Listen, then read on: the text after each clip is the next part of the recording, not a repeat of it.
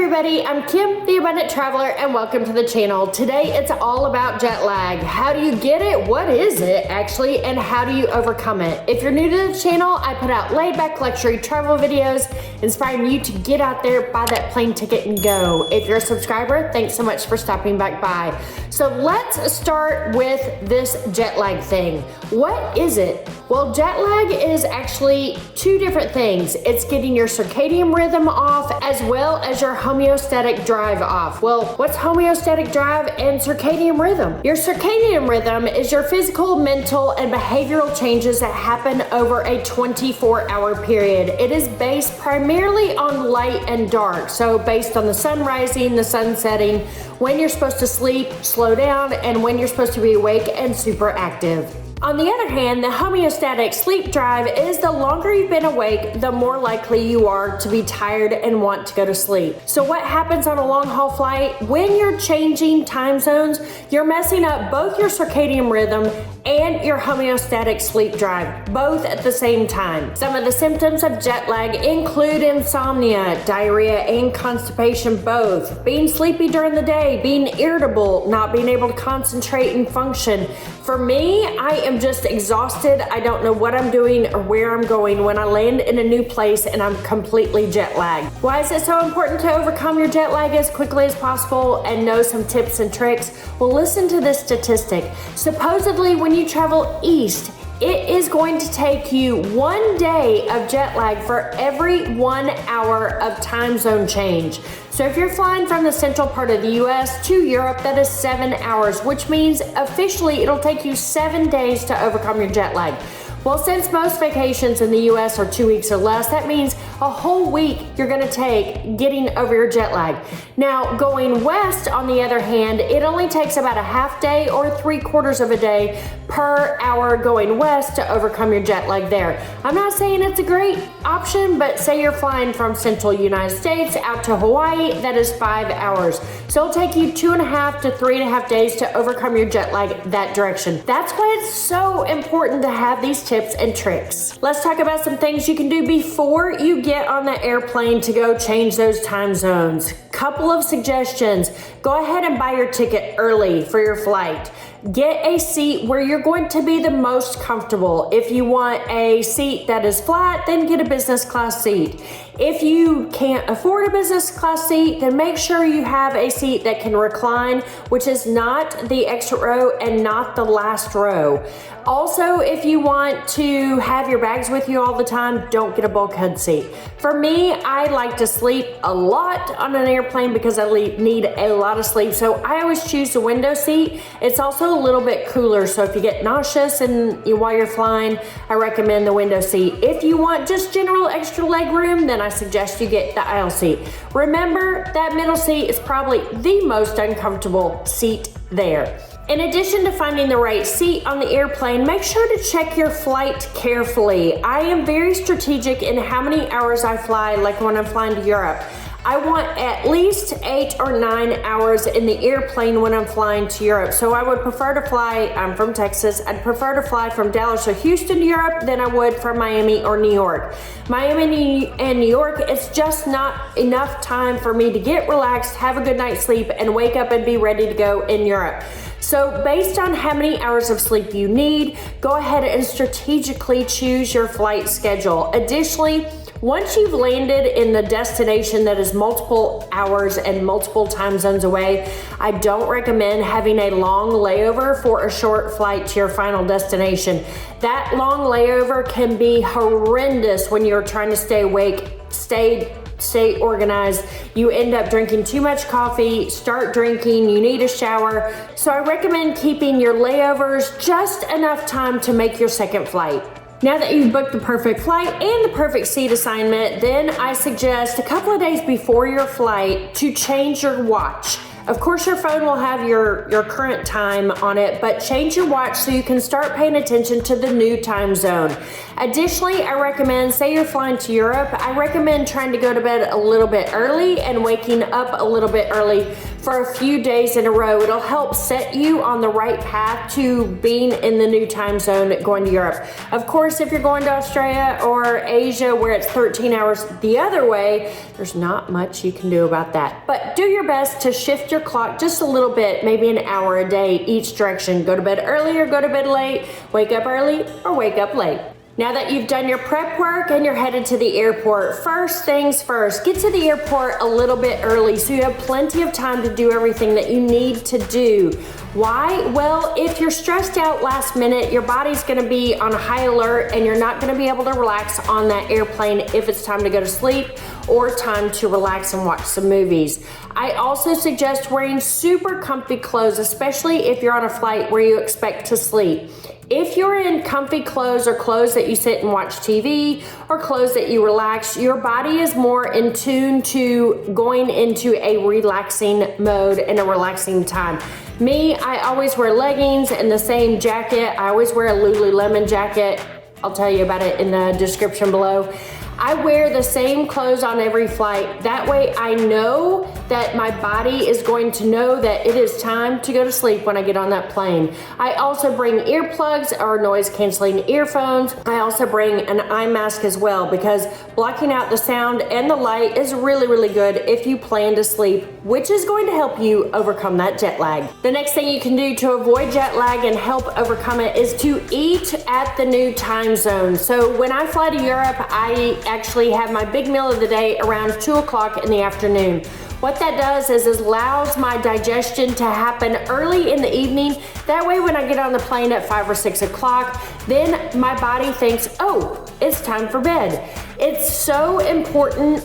I have to say, don't eat the food on the airplane, especially the night meal. It's full of sugar, full of salt, and full of carbs, and your digestion is gonna be unhappy for the next couple of hours after you've eaten it. And if you intend on going to sleep immediately after, it's extremely hard to sleep right after you've had one of those airplane meals. Honestly, I don't eat any of the airplane meals until the next morning when I have coffee and if they provide eggs or something like that. Keep the eating on the airplane very clean and very simple.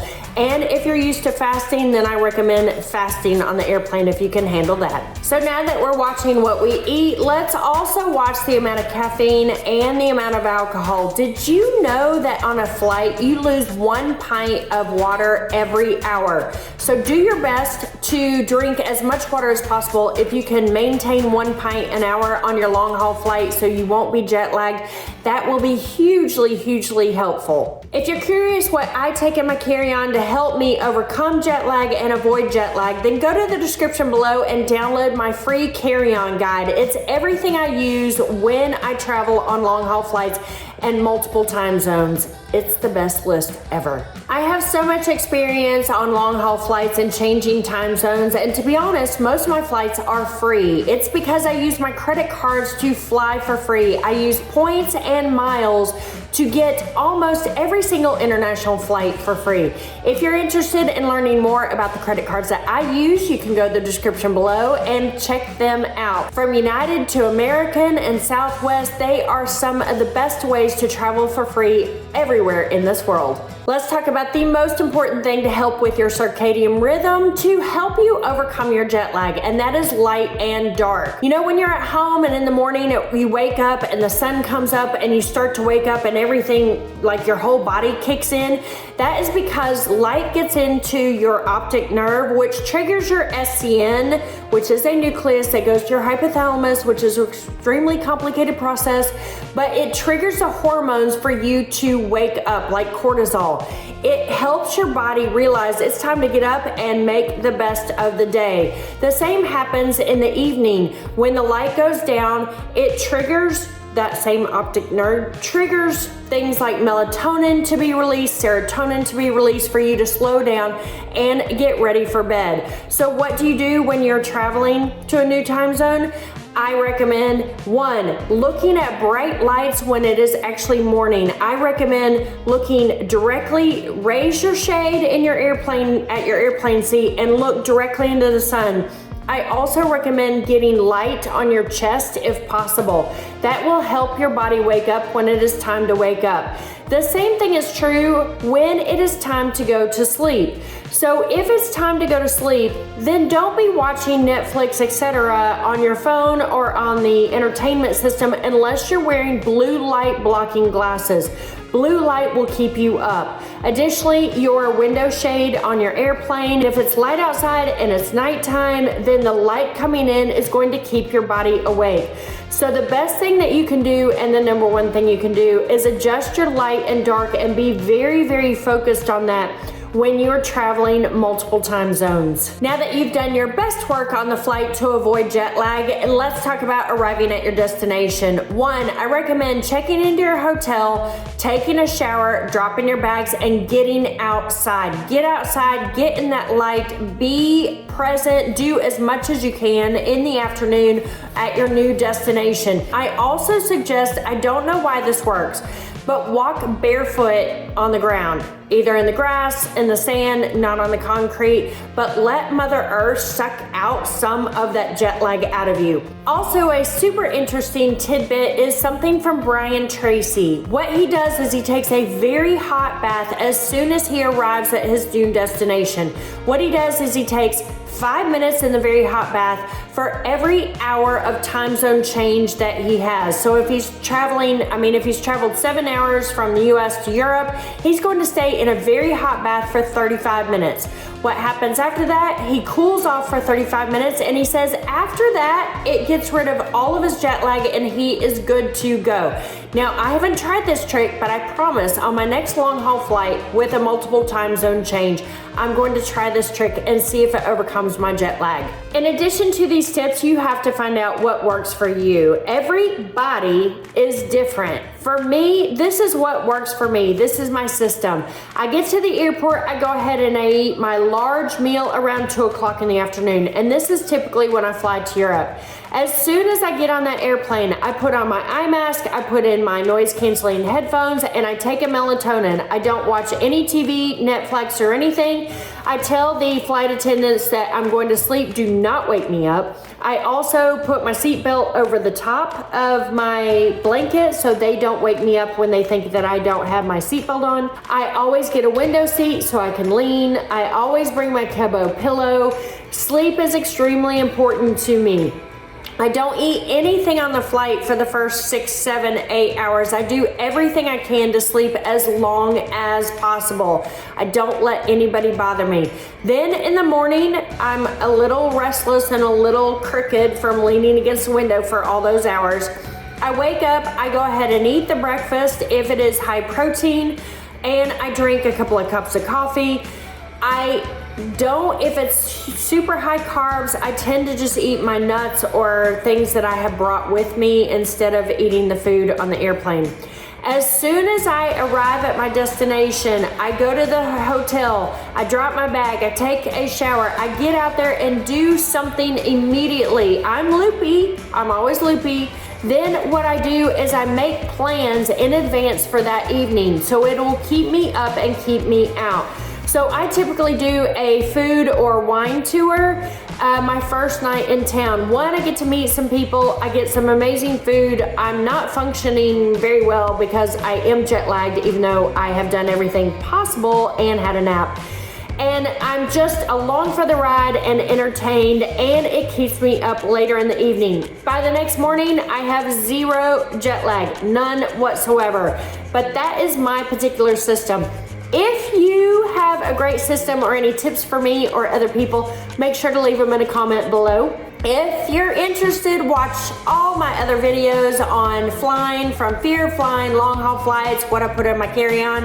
And I am Kim, the Abundant Traveler, and I cannot wait to see you on some long haul flight going to some amazing destination many, many time zones away from here. Thanks so much for watching, and I'll see you on the next video.